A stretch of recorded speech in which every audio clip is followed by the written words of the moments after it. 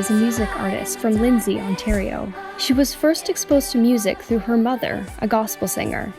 When she was 15, she was scouted by Warner Music. Most people at my age when I started music were still deciding what they wanted to do with their career and figuring out what they wanted to do after high school. And I knew from even elementary school that I wanted to be a singer. So it was definitely the pressures of feeling like I had to accomplish it, the pressures of afraid of failing. There's a lot of people that are relying on you. And so I definitely struggled. I struggled a lot. I had a lot of anxiety, a lot of depression, a lot of just feeling of inadequacy or not good enough, or if you don't make it, then you failed. And just a lot of unhealthy thoughts and unhealthy ways of thinking, which led me to just strive a lot and get into a place of desperation in that I had to make it or I didn't succeed in life. And that ended up making me not fall in love with music as much as I had when I first started. Around when Kylie started going to Seneca College to study music, she hit her breaking point. When I moved to Toronto after high school, I was so determined that I wanted to make it in the music industry that I was setting aside my health and my understanding that I wasn't doing okay, and I kept pressing forward. I mean, in a sense, I'm grateful that I pressed forward because I wouldn't be where I am today if it wasn't for those moments that I pushed through.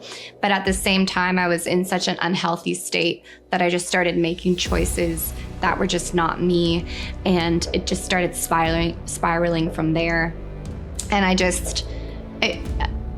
I wasn't who I wanted to be as an artist. And a lot of record labels told me that. A lot of them said, we just don't know who you are. You're talented, you've got a great voice, you know how to write, but we just don't know who you are.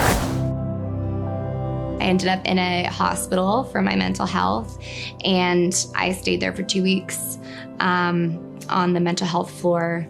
And when I look back at it now, it was the most scariest time of my life, but it was also the most pivotal moment of my life that changed it forever. The only thing that I could do all day to get rid of the thoughts and the fears and the lies in my head was to worship Jesus. This one lady said to me, "Kylie, you're such a light in this place."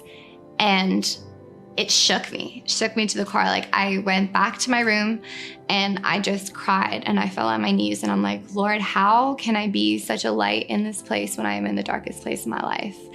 And I just knew in that moment, I'm like, it's just because of you, Jesus.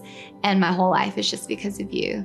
And I knew that he was with me. I knew he was going to give me the strength. I could see him giving me the strength every day of my life that I had been struggling with my mental health. And he would always give me just enough to get through to the next day. When she came out of the hospital, Kylie was gripped with a moment of surrender.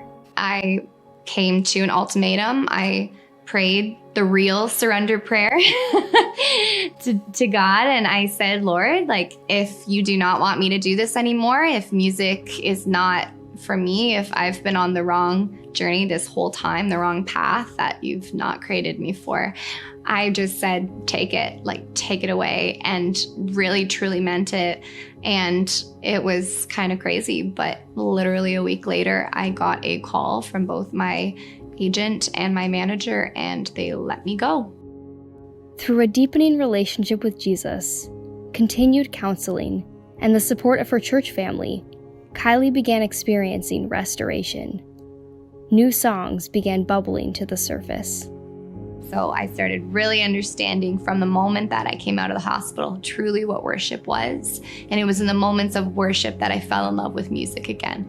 And eventually that started to play out in just my alone time at my piano, because I would start worshiping Jesus at my piano, and then eventually it would just turn into a song.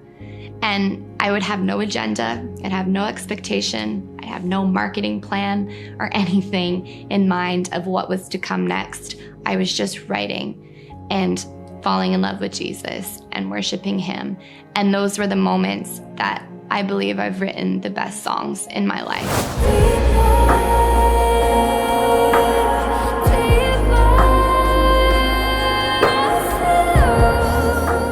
So Survival has a very special place in my heart because it was the song that I was always afraid to write.